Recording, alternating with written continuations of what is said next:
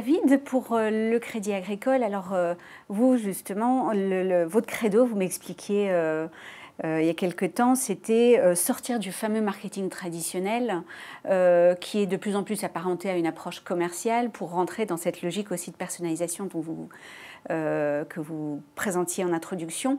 Est-ce que vous pouvez nous en dire plus et comment est-ce qu'aussi la data vient nourrir cette personnalisation de façon intelligente? Alors, quelles sont les datas sur lesquelles vous devez vous déjà, je pense que concentrer dans l'industrie bancaire, par rapport aux autres industries, on est plutôt des enfants gâtés en termes de data. C'est-à-dire qu'on a plutôt tendance à avoir énormément d'informations transactionnelles, de production. C'est-à-dire qu'on ouvre un compte au Crédit Agricole ou ailleurs, on demande un certain nombre d'informations aux clients et c'est une obligation légale, c'est le KYC qui est une obligation internationale pour bien connaître son client et lutter notamment contre le blanchiment d'argent, par exemple.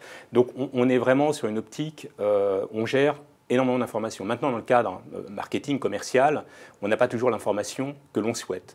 Et on considère effectivement qu'en termes de data, au niveau bancaire, on a 3 types d'informations vraiment nécessaires pour tout ce qui est marketing interactif et marketing multicanal. Ce sont d'abord les informations personnelles sur la structure familiale, les enfants, le prénom et âge, l'équipement du client, notamment à la concurrence, pour éviter des défauts de conseil, notamment revendre un crédit consommation à un client qui a déjà un crédit consommation, par ailleurs. Et puis, et surtout, l'information liée à l'interaction avec les canaux, tout ce qui est historique de contact. Donc on considère à peu près, quand on met en place un projet CRM dans nos différents pays, c'est entre 1000 et 2000 données par client qui sont nécessaires pour le ciblage, la personnalisation et le suivi de nos campagnes.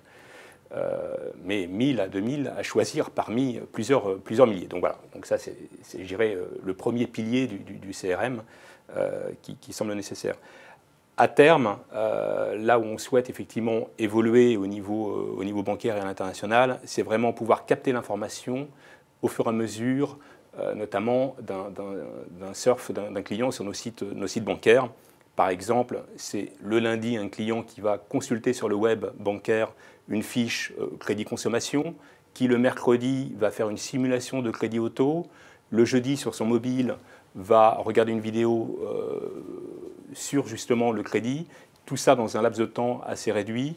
Et bien là, ça déclenchera effectivement des bannières personnalisées, un appel du call center et selon le segment de client, peut-être un appel du conseiller en direct. Donc on va essayer de transformer justement cette masse d'informations vraiment en action marketing de façon proactive et quasiment en temps réel. Voilà. Aujourd'hui, vous êtes davantage sur des campagnes événementielles qui vont justement répondre ou apporter une expérience autour du service.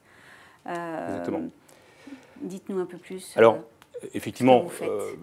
Bon, la tradition marketing bancaire, c'était vraiment les campagnes de masse qui ciblaient 20, 30 000, 40 000 clients tous les mois.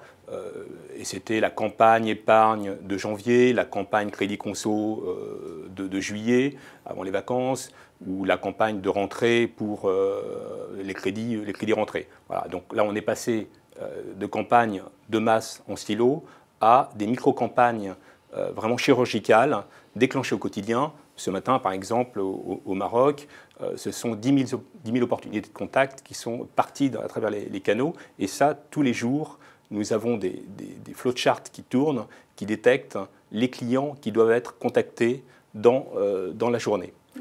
Et l'objectif, c'est d'alimenter nos différents canaux de distribution.